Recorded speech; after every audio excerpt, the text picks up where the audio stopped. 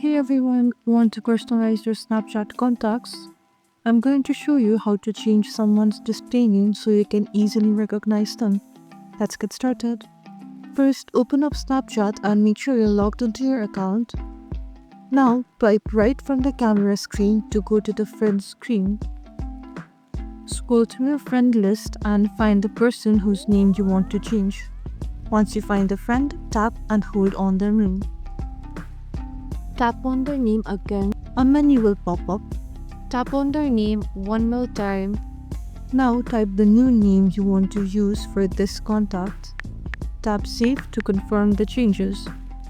And that's it, the friend's name is now changed. It is important to note that this only changes the name on your end. The other person will still see the original display name. If you want to change multiple names, simply repeat this process for each contact.